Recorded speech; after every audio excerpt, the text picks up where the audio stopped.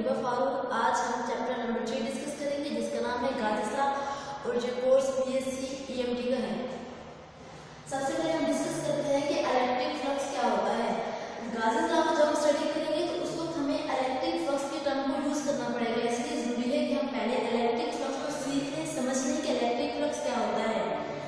Electric flux में आप word देख रहे हैं फ्लक्स का। सबसे पहले हम डिफाइन करते हैं कि फ्लक्स क्या होता है। फ्लक्स जो है वो एक लैटिन वर्ड है जिसका मतलब होता है टू फ्लो। मतलब किसी भी चीज का फ्लो हो तो हम कहते हैं ये क्या है, फ्लक्स है। आप बात करें पानी के पाइप की, इसमें जब वाटर का फ्लो होता है तो हम कहते हैं कि वाटर फ्लो को हम फ्लक्स ऑफ वाटर भी कह सकते हैं, इसमें से पानी का फ्लो हो रहा है। अगर आप एक विंडो की बात करें, इसमें से एयर करंट्स पास होते हैं, इट मीन्स कि एयर का पास होना, उसका फ्लो होना, उसको हम क्या कह सकते हैं, एयर फ्लो या एयर फ्लक्स। जब हम बात करते हैं इलेक्ट्रिक फ्लो की, तो इलेक्ट्रिक फ्लक्स जो है वो किससे रिलेटेड है, इलेक्ट्रिक फील्ड से। इलेक्ट्रिक फील्ड से रिलेटेड इस तरह है कि आप बात करेंगे कि किसी भी एरिया में से कितने number of field lines pass हो रही हैं, हम उसको क्या कहेंगे, इलेक्ट्रिक फ्लक्स। इलेक्ट्रिक फ्लक्स से मुराद है कि number of field lines passing through certain area, हम उनकी क्वांटिटी को क्या कहेंगे, इलेक्ट्रिक फ्लक्स। अब हम इसको डिफाइन करते हैं। इलेक्ट्रिक फ्लक्स से क्या मुराद है, number of electric field lines passing through certain area is called electric flux.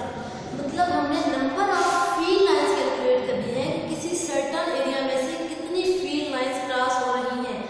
अब आप इधर देखें, यहाँ पे मैंने एक डायग्राम बनाई है आपको समझाने के लिए। आप देखें आपके पास दो एरिया है, नीचे वाला है ऊपर वाला। तो नीचे वाला एरिया है, इसमें से ज्यादा number of field lines pass हो रही है, 1 2 3 4 5। नीचे वाले एरिया में से 4 5 पास हो रही है, इट मींस इसका हम फ्लक्स कह सकते हैं कितना, 4। इसके फ्लक्स का मैग्नीट्यूड कितना हो सकता है, 4। ऊपर वाला जो एरिया है उसमें से 2 इलेक्ट्रिक फील्ड लाइंस पास हो रही हैं, इट मींस हम कह सकते हैं कि इस एरिया में से गुजरने वाला फ्लक्स क्या है, उसका मैग्नीट्यूड क्या है, 2। अब हम फ्लक्स की मैथमेटिकल फॉर्म की तरफ बढ़ेंगे। उसको डिफाइन करने से पहले मैं आपको ये समझाऊंगी कि हम उसमें जो जो टर्म्स लेंगे तो हम उसको पहले डिफाइन कर लेते हैं कि हमने कौन कौन सी टर्म्स लेनी है। बच्चों उसके लिए हम टर्म्स लेंगे इलेक्ट्रिक फील्ड की, वेक्टर एरिया की एंड फ्लक्स की। अब मैंने ये 3 टर्म्स क्यों ली है, अब मैं आपको बताती हूँ। लेट्स सपोज ये मेरा हेड जो है, ये कोई भी सर्टेन एरिया है, इस एरिया में से हमने क्या करना है, कोई भी फील्ड लाइंस पास करानी है, electric field lines mean electric field intensity. इसलिए मैंने बात की कि हम इलेक्ट्रिक फील्ड को यूज करेंगे, इलेक्ट्रिक फील्ड को यूज करेंगे। उसके बाद हम किसी एरिया की बात करेंगे। बच्चों सिंपल एरिया नहीं आपने कंसिडर करना, आपने वेक्टर एरिया कंसिडर करना है, क्योंकि वेक्टर एरिया और सिंपल एरिया में थोड़ा सा डिफरेंस होता है, जिसको मैं आपको बाद में एक्सप्लेन करती हूँ। इसके बाद जितनी फील्ड लाइंस इस एरिया में से पास हो जाएंगे उनको क्या कहते हैं, फ्लक्स। इट मींस कि 3 टर्म यूज करनी है। पहली टर्म जो हम यूज करेंगे वो इलेक्ट्रिक फील्ड होगी, सेकंड टर्म यूज करेंगे, आप जिस तरह मैंने अपना हैंड दिया हुआ है इसको हम कैसे कंसिडर करेंगे, एरिया। एरिया के बाद जो फील्ड लाइंस क्रॉस हो जाएंगे उनको हम क्या कंसिडर करेंगे, फ्लक्स। इट मींस कि हम 3 टर्म से इसका मैथमेटिकल रिलेशन निकालेंगे। अब बच्चों वेक्टर एरिया जो होता है वो एक आम एरिया नहीं होता। आम एरिया की बात करें तो आम एरिया में कोई डायरेक्शन नहीं होती। जब हम वेक्टर एरिया की बात करते हैं तो हम कहते हैं कि एक ऐसा एरिया जिसकी डायरेक्शन भी होती है। अगर मैं आपको बताऊं ये बुक है, आप इसको कंसिडर करें, ये एक एरिया है, इसके ऊपर एक वेक्टर ऐसा होगा जो इसकी मैग्नीट्यूड भी बताएगा और डायरेक्शन भी बताएगा। हर एरिया के ऊपर एक वेक्टर ऐसा होता है जो कि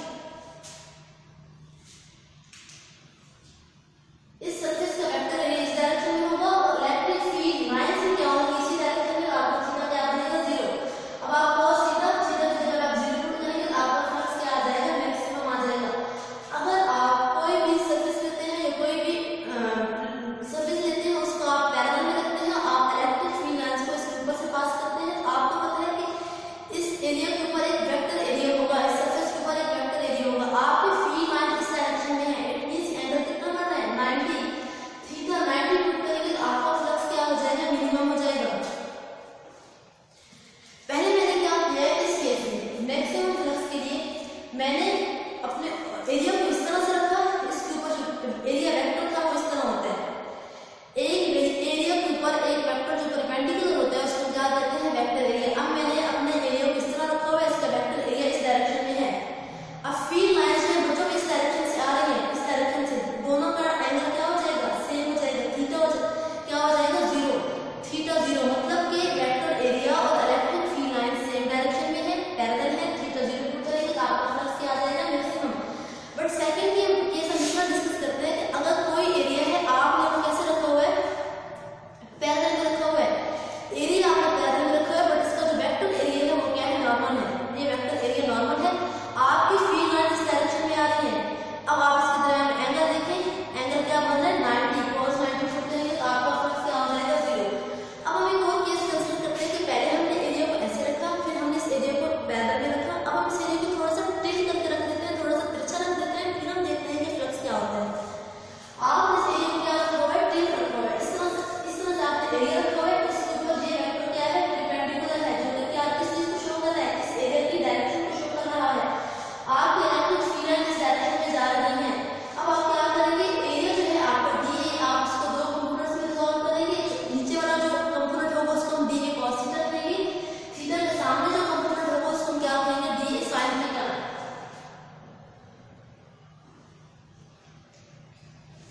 अब आपने एरिया का वो वाला कंपोनेंट लेना है जो कि इलेक्ट्रिक फील्ड के साथ कौन सा एंगल बना रहा है, 0, क्योंकि हम फ्लक्स को मैक्सिमम फाइंड करना चाहते हैं। मैक्सिमम फ्लक्स के लिए आपका थीटा क्या होना चाहिए, 0।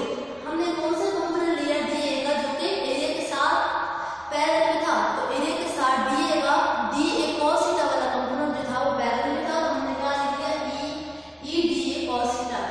अब बच्चों मैंने यहाँ पे थीटा की कोई वैल्यू पुट नहीं की, क्योंकि मुझे खुद पता नहीं है कि मेरी जो बुक है या कोई भी वेक्टर एरिया है वो किस एंगल पे पड़ा हुआ है। अब ये 30 पे होगा तो हम 30 की वैल्यू पुट कर देंगे, अगर ये 60 एंगल पे होगा तो हम 60 की वैल्यू पुट कर देंगे। इस तरह से हम इलेक्ट्रिक फ्लक्स को डिफाइन कर लेते हैं। अब हम इसको समराइज कर लेते हैं कि हमने इलेक्ट्रिक फ्लक्स में क्या पढ़ा है।